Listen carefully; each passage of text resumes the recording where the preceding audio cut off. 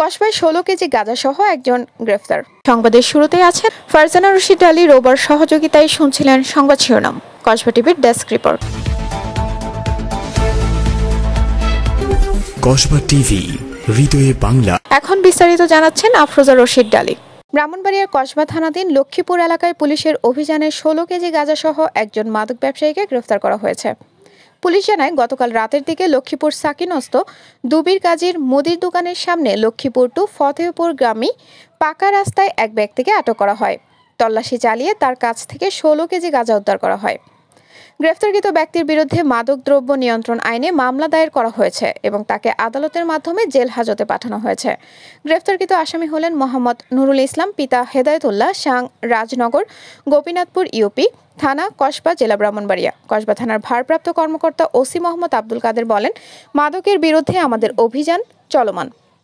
এলাকাকে মাদক মুক্ত করতে পুলিশ তৎপর রয়েছে।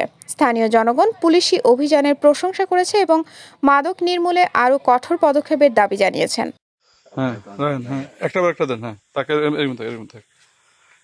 কয় প্যাকেট?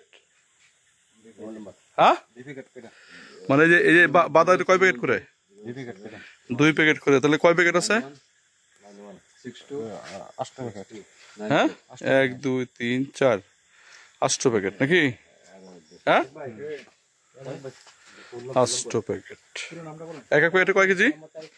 2 কেজি। এটা কই থেকে আনছেন? ইন্ডিয়া থেকে। কই নিয়ে যাচ্ছিলেন? হ্যাঁ, ব্রাহ্মণবাড়িয়া। আজকে নিতেন? কি দিয়ে নিতেন? হ্যাঁ, অটোতে নিতেন। বুঝছি। তার মানে ওই আপনার নিয়ে আসার সময় মাথায় করে নিয়ে যাচ্ছিলেন, তখন আমরা ধরছি নাকি? হ্যাঁ, জি।